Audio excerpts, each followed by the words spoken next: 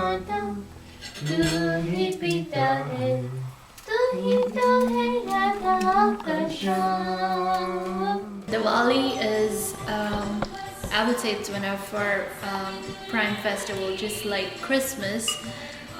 We celebrate the homecoming of Lord Rama, who was in exile for 14 years, and the tradition has continued. Diwali literally means festival of lights. I've always grown up like festival per se meant like the reunion of the family. I mean, we would get together at my grandparents' home and then celebrate it. And then when I got married to Sheshan, we kept the tradition. We always would go to the temple and go meet some of our elders if we didn't have our elders at home.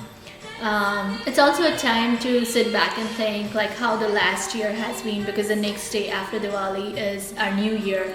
So we sit back and like, okay, what had we aimed for and what did we achieve, and then we say a little prayer to thank God for helping us achieve those things, and then to be blessed for the next year, coming year. Of course, we try and cook some of the traditional food because we're trying to give Seisha the culture that both of us have grown up. It's like a season, festival season. It starts on so this is based on the lunar calendar. It starts on the 11th day, and so on that day we start putting lamps outside our house, and then on the 13th day, which is the Dhanteras, which means we worship Lord Wealth, and then we have a special goddess Lakshmi for it. We thank her.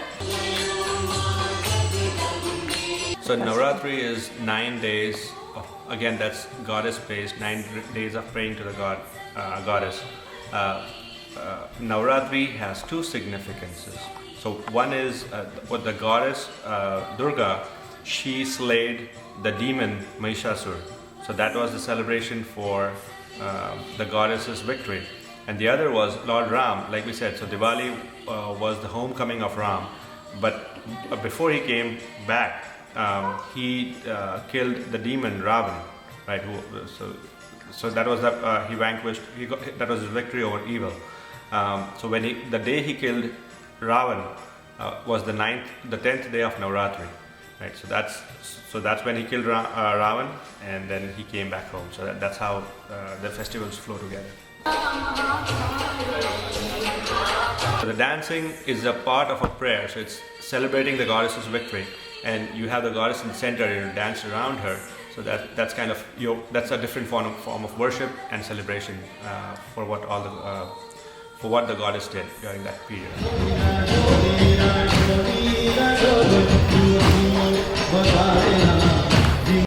The normal tradition would be putting 5 lights in it, and then again you go in circles around the deity, the picture or the image of the god, and you at the same time there's a chanting of prayer for that particular god, and you're just again worshipping the god. Now so when you pray, when you do the arti, that's fire, and fire is supposed to be the purest it's a pure form, so that's the purest form. So that's why you worship with fire.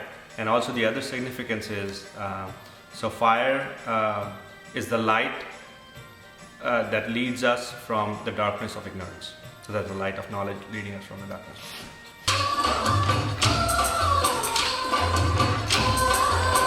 The Dandiya is again that's a form of dance, and Lord Krishna did that dance with Radha when he was growing up. So that's a dance style that was originated by Lord Krishna and has been continued since then. So that's the Dandiya part.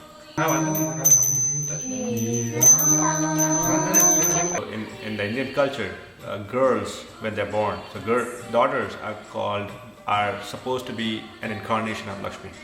So if you get a girl, that's supposed to be prosperity falling into your doorstep. Right? we believe that. It worked for us. And it's difficult, but yeah, I think so far we've done okay. Yeah, so the only difficult part is if it were India, then everyone would be doing it. Versus here, you had to go out of your way to really try to create that ambience, right?